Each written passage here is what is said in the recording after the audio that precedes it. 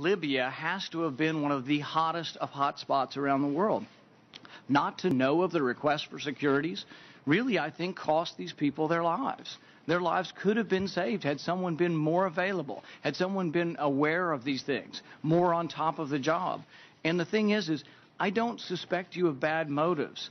The review board said, well, these people weren't willfully negligent. I don't think you were willfully. I don't suspect your motives of wanting to serve your country, but it was a failure of leadership not to be involved.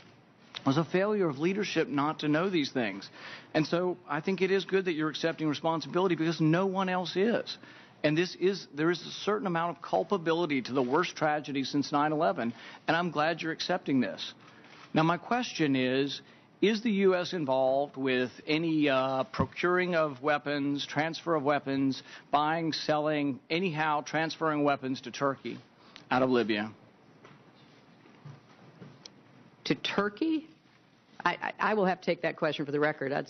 Nobody's ever raised that with me. It's been in news reports that ships have been leaving from Libya and that they may have weapons. And what I'd like to know is the annex that was close by, were they involved with procuring, buying, selling, obtaining weapons?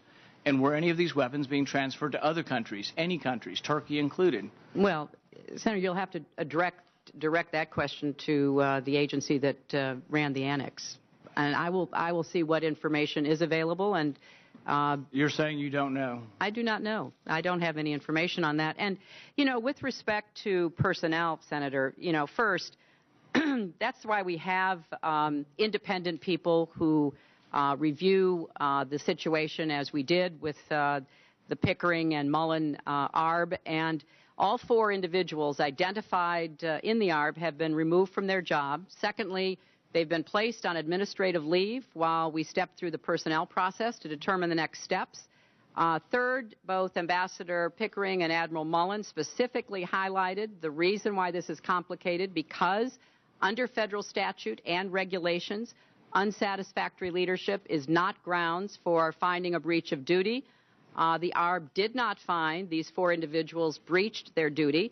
So I have submitted legislation to this committee, to the Congress, to fix this problem so future ARBs will not face the situation. But here's the problem. The review board has all these recommendations, but there's one thing they failed to address, and I think you've failed to address, and it sets us up for another tragedy like this. They should have never been sent in there without a military guard. This should have been an embassy like in Baghdad in a war zone, and it should have been under military guard, significant military guard, Defense Department command. I don't think the State Department's capable of being in the war zone and protecting these people. I still don't think that. I think another tragedy could happen. I think another tragedy could happen in another war zone around the world.